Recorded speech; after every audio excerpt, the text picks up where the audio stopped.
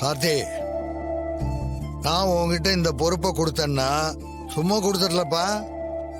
உன்னோட திறமையும் அறிவும் பலமும் எனக்கு தெரியும். அதனாலதான் அந்த பொறுப்பை உன்கிட்ட கொடுத்தேன். உன் முகத்துக்குன்னு ஒரு ராசி இருக்கியா. உன்னை யாரும் விரோதியா பார்த்தா கூட கொஞ்ச நாள்ல உன்னை நேசிக்க ஆரம்பிச்சிருவாங்க. ஏன்னா உன் முகராசி அப்படியா? நீ வேணா பாரு, சீக்கிரம் சாமுண்டீஸ்வரி மனசு மாறி என் பையனை கோவிலுக்கு கூட்டிட்டு வருவா. அந்த நம்பிக்கை எனக்கு இருக்கியா? இல்ல, உங்க ஆசீர்வாதம் தாத்தா. கண்டிப்பா எல்லாம் நல்லபடியா நடக்கும். சரி, நீங்க 2 பேரும் பேசிட்டே இருங்க, நான் போய் மோர் கொண்டு வரேன். சரி சரி, பார்த்து பார்த்து பாட்டி.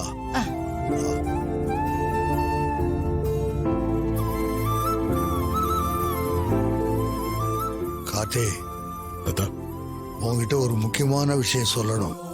என்ன தாத்தா? எதனா ரகசியமா? ரகசியம் தாயா. இத்தனை நாளா என் மனசுக்குள்ளேயே பூட்டி வச்சிருந்த ரகசியத்தை அதை இப்போ உன்கிட்ட சொல்லணும்னு தோணுச்சு. என்ன விஷயம் தாத்தா? சொல்லுங்க.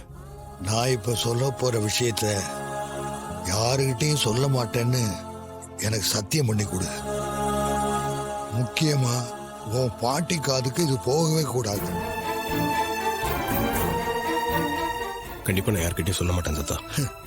இந்த உலகத்துல எதுவுமே நிரந்தரம் இல்லப்பா. இன்னைக்கு இருக்கிற நிலைமை நாளைக்கு இருக்காது. நாம எல்லாருமே நாளைக்கு நாளைக்குன்னு எதையோ தேடி ஓடிட்டு இருக்கோம். ஆனா நிஜத்துல நாளைக்குங்கிறது நமக்கு நிரந்தரம் இல்லப்பா.